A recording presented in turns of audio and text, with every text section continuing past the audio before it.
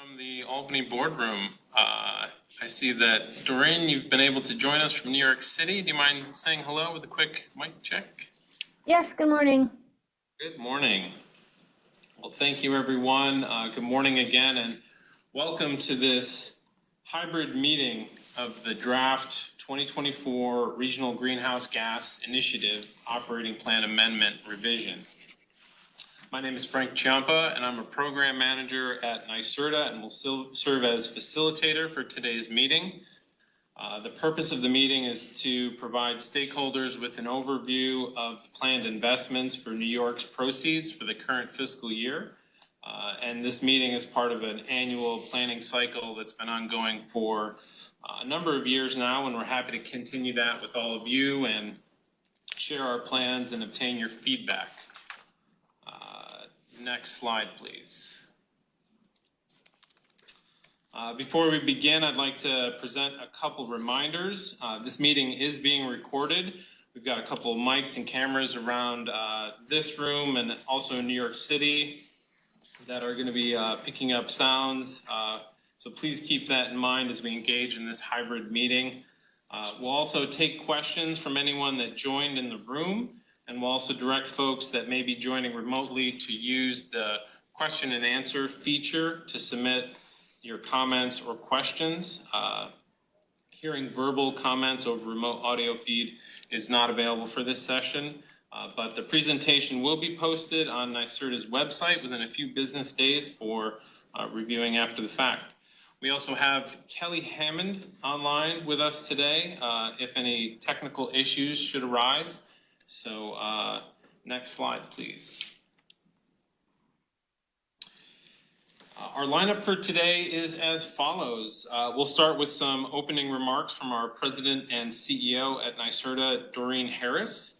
Other topics will be covered by a deep bench of NYSERDA's team members telling us more about funding assumptions, the proposed programs in the portfolio, a discussion segment for that Q&A that I had mentioned earlier. That feature is on now, so please submit your questions and we'll queue that up for our group. And then we'll wrap up with a look at next steps for our comment period and as we prepare for NYSERDA's October board meeting. But before we get to all of that, I wanted to invite Doreen Harris to offer her opening remarks. Doreen. Yes, thank you, Frank. Good morning to those certainly in person in Albany and those joining virtually. Obviously, it's an important time to discuss updates to the Regional Greenhouse Gas Initiative Operating Plan. RGGI, as we know it, has been a cornerstone of our successful efforts to reduce emissions from electric generation in the region. And I would say it's been successful in doing so, and in the process yielded funding that has been further invested by New York State in energy efficiency, renewable energy, and carbon abatement technologies. Certainly, these activities have similarly been successful at reducing emissions across various sectors of our economy while bringing economic development into these areas at the same time.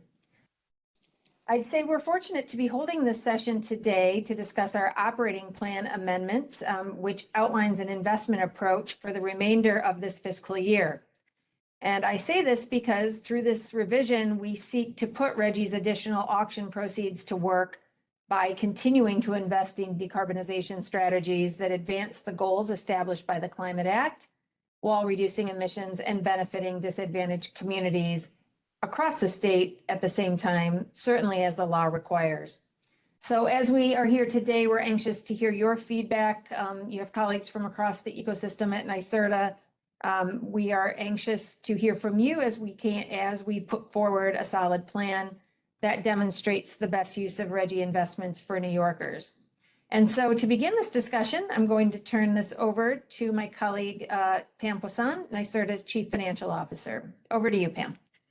Thank you, Doreen, and good morning, everyone. So we have an update that I think is an interesting one and a productive one. If we could go to the next slide, please.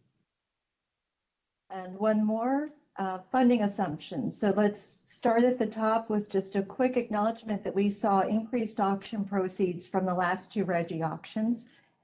They were materially higher than budgeted. And that was mainly due to a combination of higher clearing prices and the result of complement of the full cost containment analysis, allowances being released in the March 2024 auction.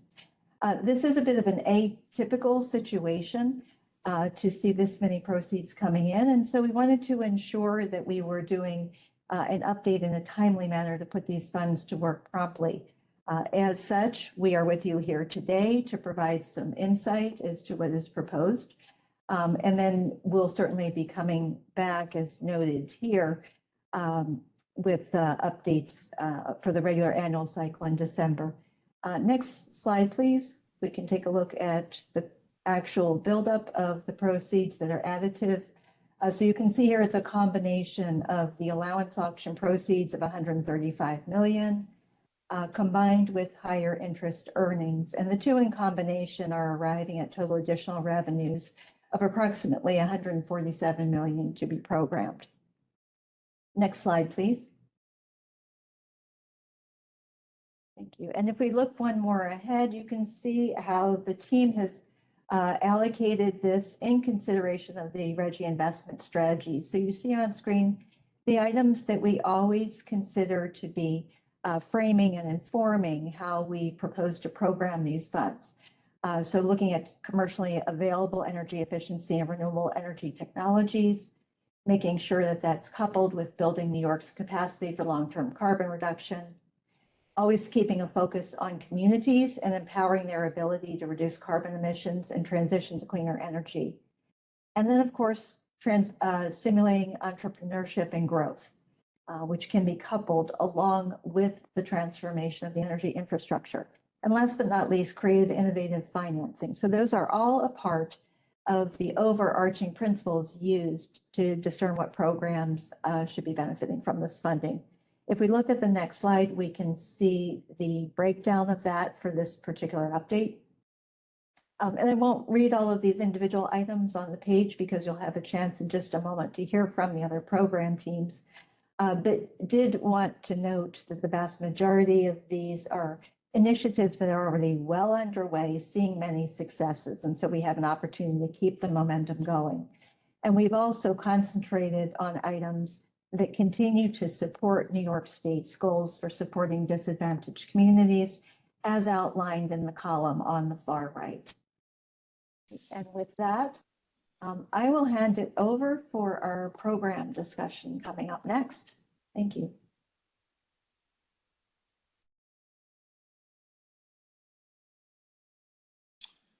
Next slide, please. I think we have Adam Reuter, our Director of Clean Transportation at NYSERDA, to start us off. Next slide, please.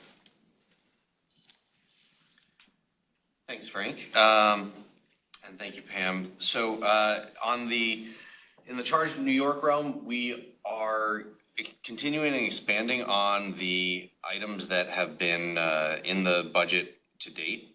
So this includes providing rebates for plug-in electric vehicles. We have seen a lot of growth in the EV market, and you know, as a consequence, a lot of growth in the demand for rebates for electric vehicles, and we are putting some of this money toward that program, as well as rebates for electric trucks as well. And we are also expanding on the work that we have been doing around bringing public knowledge of EVs to up to speed. And this is looking at both light duty EVs and some of the issues around electric school bus rollout as well. And then with regard to supporting installation of EV charging stations, one of the key things that we're going to be doing with this money is expanding our work to improve the permitting process for EV charging stations and make that smoother to help reduce timelines and make it easier for some of these installations that we've been funding to get done in a timely manner. So that's a high-level overview of how we're going to be using this money to really expand our offerings under the Charge New York banner. Great. Thank you, Adam. Next slide, please. All right.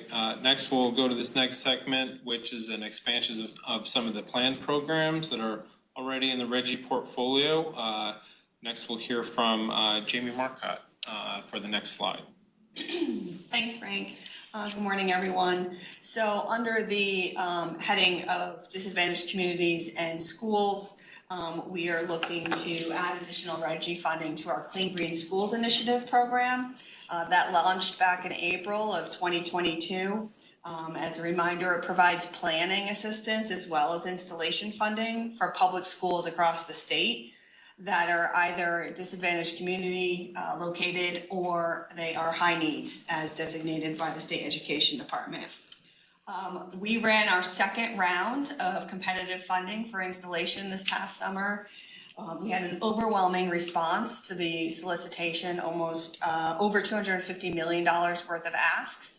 We've committed all of our RGGI funding to date that we've been given under this program and are seeking additional funds so that we can fund additional decarbonization proposals from this past June.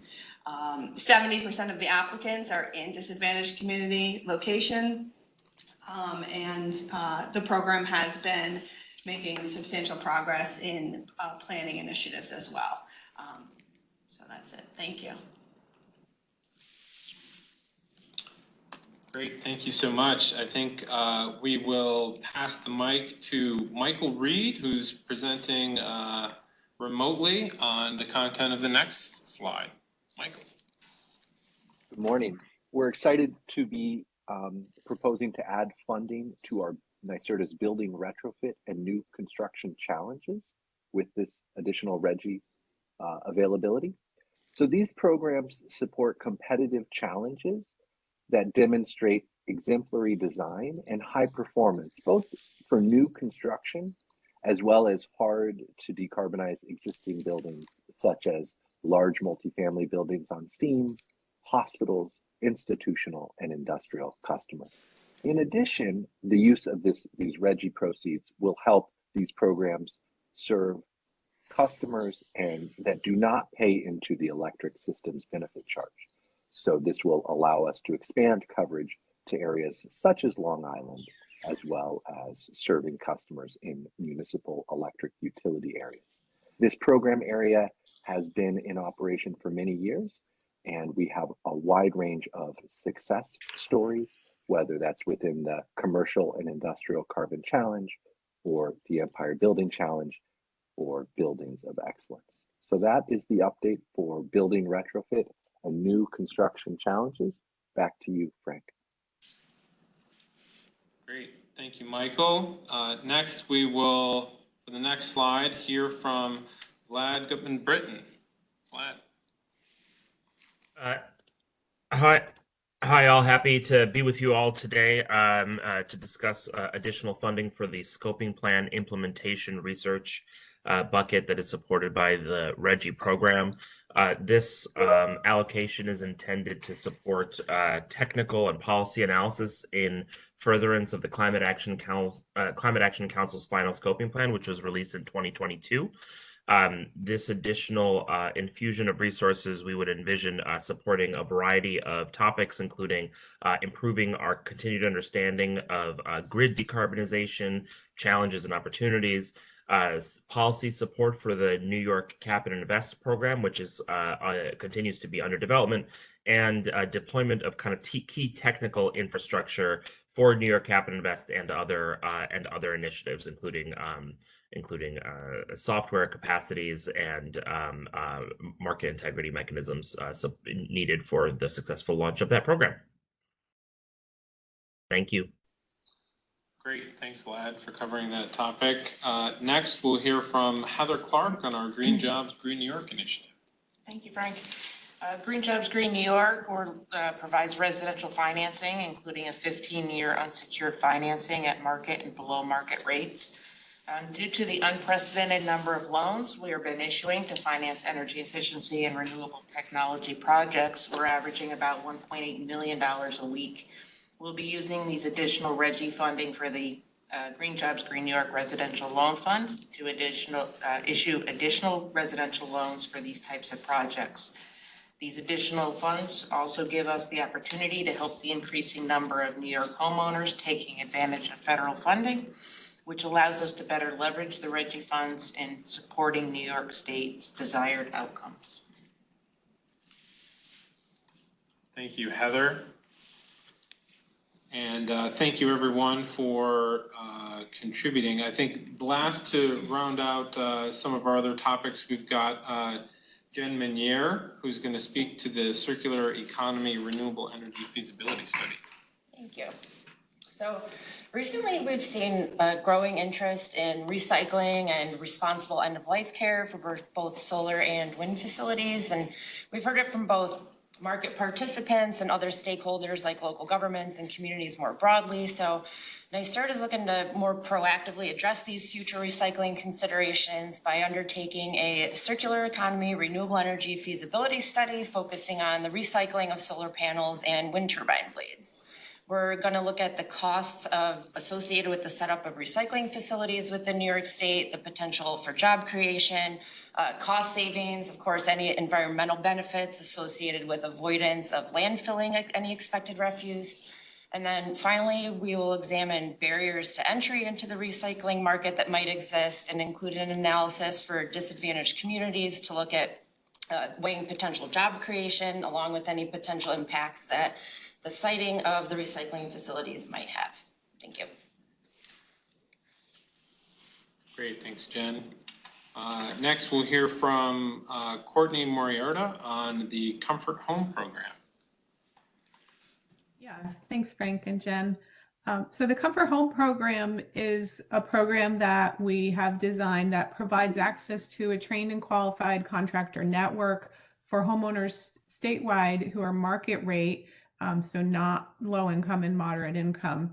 And what we do is we provide both the access to the contractor network and incentives, financial incentives to homeowners to offset the cost of making critical sealing and insulation improvements to their homes as we prepare those homes to be ready for transition to clean energy heating and cooling through heat pumps. So the incentive program pays for the weatherization packages to be installed with incentives, and we have served over 5,000 homes to date with this important program. It is the only statewide program currently available to market rate homeowners to help provide additional incentives to offset these costs of making their homes heat pump ready. And this additional funding will help us to maintain continuity of delivery of this program statewide as we continue to work with the Department of Energy to bring more funding to this program through the Inflation Reduction Act rebate programs as well. And with that, I'll hand it over. Great, thank you, Courtney. And I will pass the mic to my colleague in the room, Jamie again, who will speak to the Technical Services Program. Sure, thanks.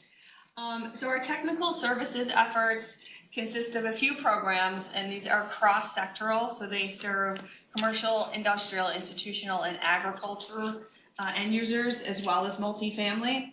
Our two programs are our Flex Tech program and our On-Site Energy Manager program.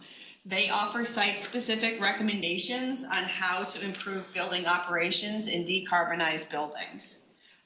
Both of these programs have been operating with the use of Clean Energy Fund money. The Flex Tech program has actually been around for a couple decades now. The On-Site Energy Manager launched in 2017. The additional funding we're seeking right now would help supplement the large application intake we've been seeing and help fund extra projects that are coming in as we see the end of CEF 1.0 coming to an end next year. Currently, over 50% of our projects are in disadvantaged communities, and we would seek to utilize the RGGI funding to focus on increasing that number. Great, thank you, Jamie. Next slide, please. All right, now we get to the discussion segment of our presentation. As I had mentioned before, for those of you who are not in the room, if you could please use the Q&A function through WebEx. That's going to be the best way to queue up your question for our audience and NYSERDA participants. And for anyone who's here in the room, you have the privilege of the floor. So I welcome any comments or questions, Connor, that you'd like to share, please.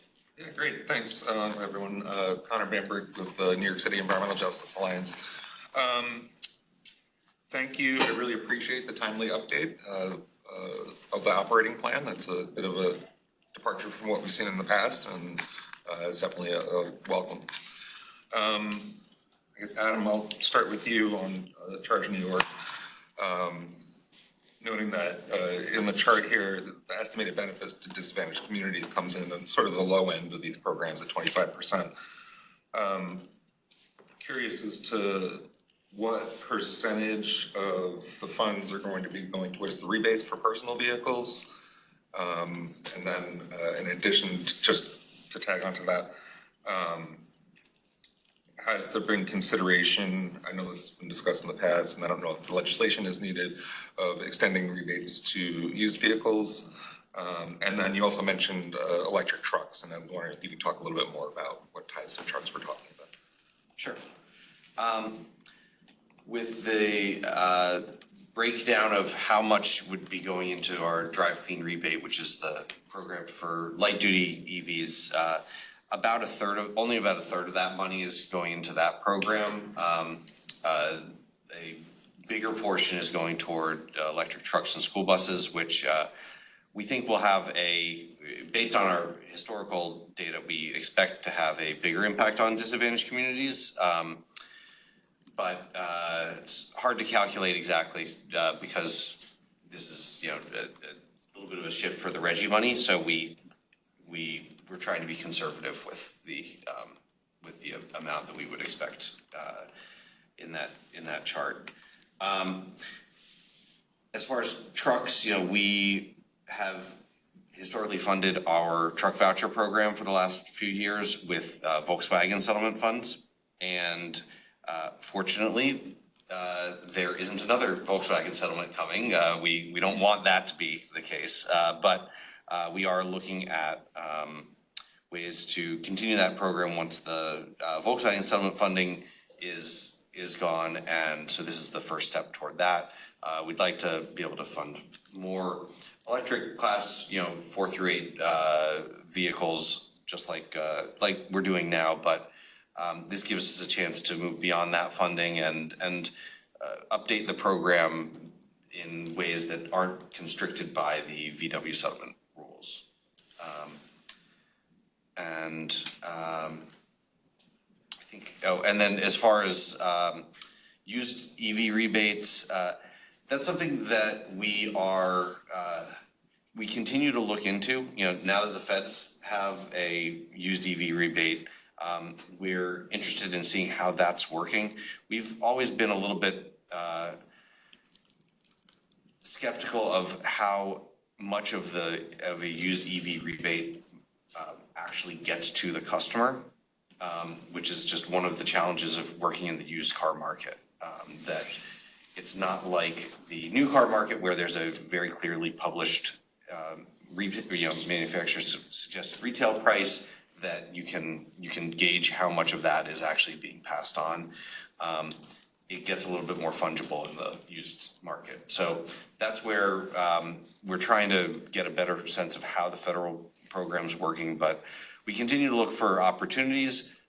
We also are, as I said, continually looking for ways to make sure that the program that we have now continues to be funded, and we're looking for ways to try to target that to priority populations as well. Thank you. Mentioned school buses. Is there any consideration of these funds going to public transit systems? The transit buses, there's more money for electric transit buses than for other types of medium and heavy duty vehicles, through truck voucher program, but also through some other allocations. So that wasn't our top priority with this. And then when it comes to charging, you mentioned permitting. Can you just elaborate a little bit more on what that looks like, and is it something that's potentially geared towards like school bus depots? Sure. So with charger permitting, it tends to be focused on public installations, and local permits can be a major holdup and delay in the timeline for rollout of an installation. Some of that is because these are new and local planning boards don't have any experience with, issuing permits for these. So we've developed some best practice guides, and they are available, but it also takes a lot of work to get them into the hands of the right people and make sure that they know that they're familiar with the terms that are being used, and that they are familiar with the materials in those guides. So we would really like to do a lot more outreach and education around permitting, work with communities that are seeing applications for permits, and try to move these along more quickly, because we know that there's an urgent need as more EVs get on the road, both cars and trucks and buses. Thank you. Should I pause here to see if other questions are coming in, or just keep? We have some online, but you've got privilege of the floor, so please continue. All right, thanks. I guess, Jamie, I'll turn to you on the disadvantaged community school programs. You'd mentioned that there were still some outstanding applicants that you'd be looking to fund. Would this funding increase cover all of those applicants, or would there still be more of a need, do you think? There will still be more of a need after this, actually. This will be a pipeline. Great.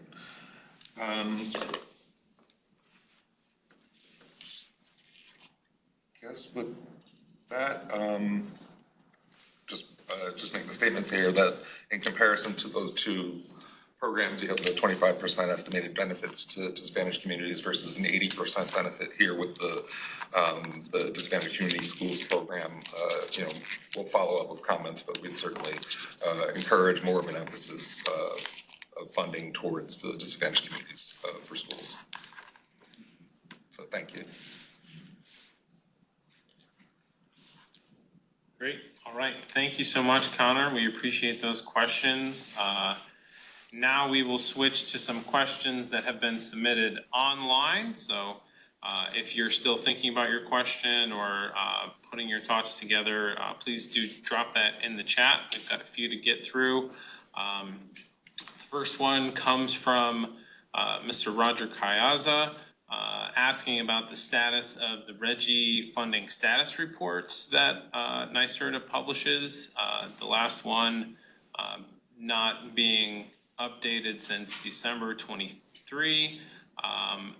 I'd respond to that by saying, we are definitely busy with RGGI. As you can see, we've been focusing on this mid-year update. We also are working in parallel on finalizing that 2023 year-end report and hope to publish that soon.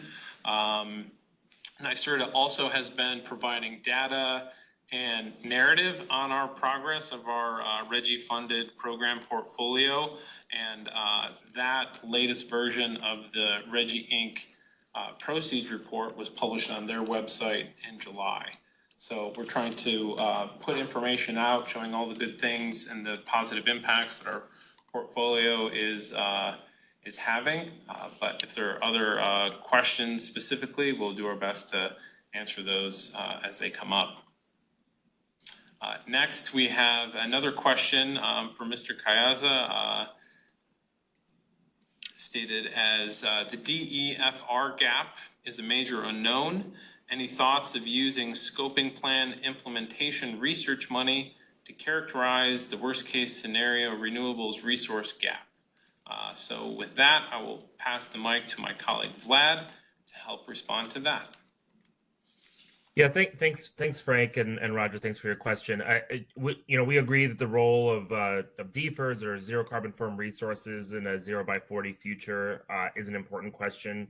It's one that NYSERDA and other state entities continues to evaluate and seek to improve our understanding of, and agreed that this will continue to be an important part of analysis and research as we evaluate how to achieve this important CLCPA target.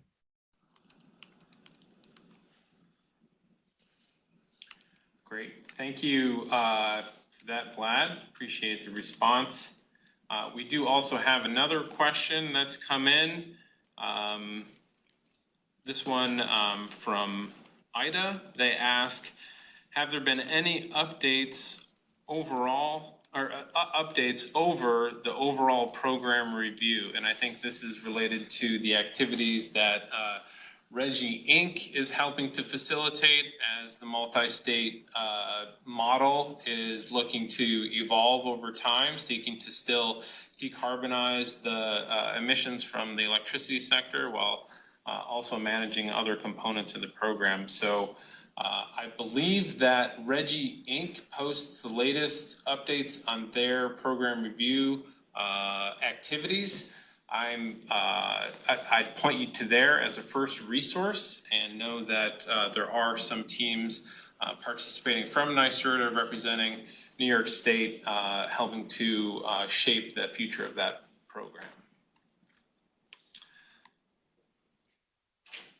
And with that, that concludes the list of questions that have come in. I'll pause briefly for anyone who is participating that hasn't had a chance to submit to do so now. After that, we will continue on with the slides to wrap up the session today.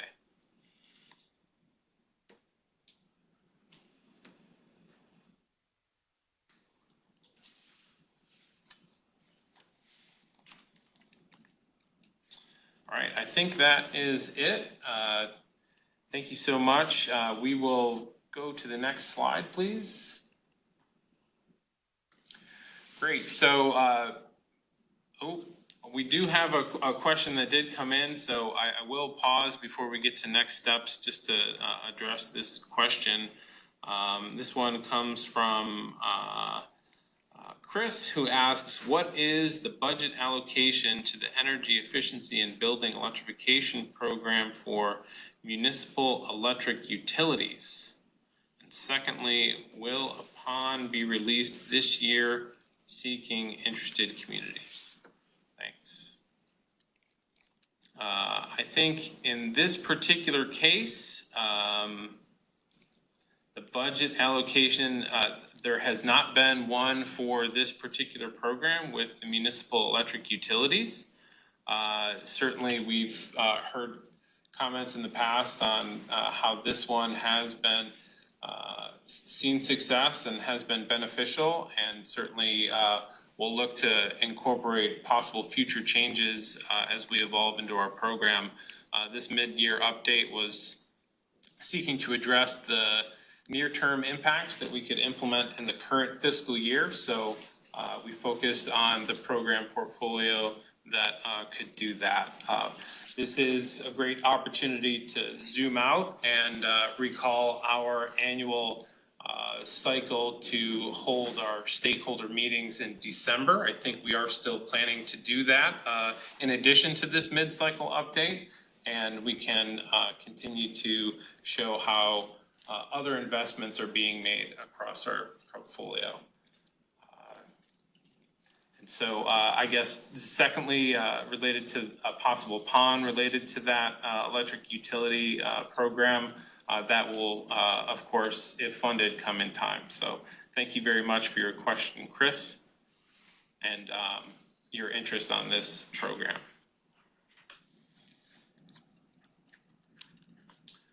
All right, now I will pause and shift to the next steps content of our discussion. Many of you are aware, but in case you are not, the draft of our operating plan amendment revision is available on NYSERDA's website at the URL on the screen. We are asking that if you do have comments, please consider submitting written comments to the email address on the screen. We ask that you submit those in by the close of business on Friday, October 4th, and that's going to give us enough time to respond and prepare for our NYSERDA Board of Directors meeting October 23rd. So that is our timeline and what we're looking forward to.